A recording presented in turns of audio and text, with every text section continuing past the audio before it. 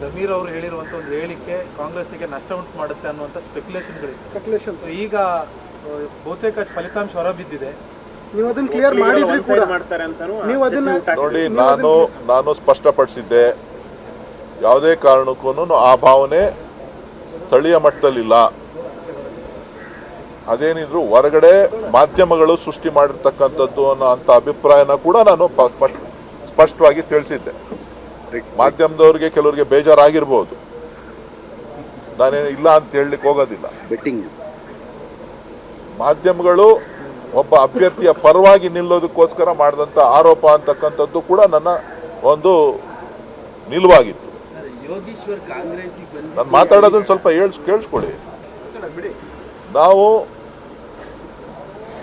ಏನು ಜಮೀರ್ ಅಹಮದ್ ಅವರ ಹೇಳಿಕೆ ಇತ್ತು, ಆ ಹೇಳಿಕೆ ಇದು ಮೊದಲನೇ ಬಾರಿ ಹೇಳಿಕೆ ಅಲ್ಲ. ಅದನ್ನ ಅವರು ಯಾರ ಮೇಲೆ ಆರೋಪ ಏನು ವಿಚಾರವನ್ನ ಹೇಳಿದ್ರು, ಸಂಬೋಧನೆಯನ್ನ ಮಾಡಿದ್ರು, ಅದು ಮೊದಲನೇದಾಗೆ ಮಾಧ್ಯಮಗಳು ಕೂಡ ಟೀಕೆನ ಹಿಂದೆನೆ ಮಾಡ್ಬೋದಾಗಿತ್ತು. ವರ್ಣ ಭೇದವನ್ನ ನೀವು ತರ್ಬೋದಾಗಿತ್ತು. ಅಥವಾ ಯಾರ ಮೇಲೆ ಆರೋಪ ವಿಚಾರವನ್ನ ಹೇಳಿದ್ರೋ ಅವರಾದ್ರೂ ಅದನ್ನ ಅಬ್ಜೆಕ್ಷನ್ಸ್ ಮಾಡ್ಬೋದಾಗಿತ್ತು. ಅವರು ಕೂಡ ಅವತ್ತೇನು ಮಾತಾಡಲಿಲ್ಲ, ನೀವು ಕೂಡ ಅದನ್ನೇನು ಮಾತಾಡಲಿಲ್ಲ.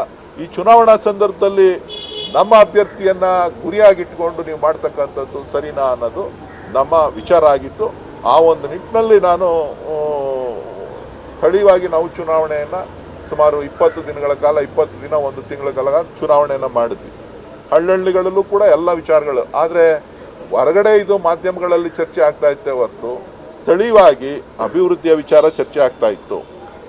ಸ್ಥಳೀಯವಾಗಿ ಯಾರು ಕೆಲಸ ಮಾಡಿದ್ದಾರೆ ಅಂತ ಚರ್ಚೆ ಆಗ್ತಾ ಇತ್ತು. ಕಾರಣ ಏನು ಅಂತ ಅಂದರೆ, ಅದು ಕುಮಾರಸ್ವಾಮಿ ಅವರಿಂದ ತೆರವಾದಂಥ ಸ್ಥಾನ, ಮುಖ್ಯಮಂತ್ರಿಯಾಗಿ ತೆರವಾಗಿದ್ದಂಥ ಸ್ಥಾನ. ಸೊ ಹಾಗಾಗಿ ಆ ಕ್ಷೇತ್ರದ ಅಭಿವೃದ್ಧಿ ವಿಚಾರಗಳು ಚರ್ಚೆ ಆಗ್ತಾ ಇತ್ತೆ ಹೊರತು ಬೇರೆ ಯಾವುದೇ ವಿಚಾರಗಳ ಅಲ್ಲ. ಸೊ ಹಾಗಾಗಿ ನಿಮಗೇನಾದರೂ ಮನಸ್ಸಿಗೆ ಘಾಸಿ ಆಗಿದ್ರೆ ದಯವಿಟ್ಟು ಕ್ಷಮೆ ಇರಲಿ.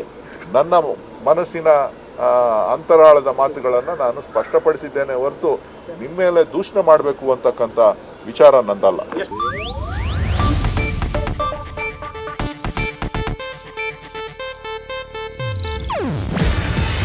ಇದು ಏಷ್ಯಾನೆಟ್ ನ್ಯೂಸ್ ನೆಟ್ವರ್ಕ್ ಪ್ರಸ್ತುತಿ. ನೀವು ನೋಡ್ತಿದ್ದೀರಾ ಏಷ್ಯಾನೆಟ್ ಸುವರ್ಣ ನ್ಯೂಸ್.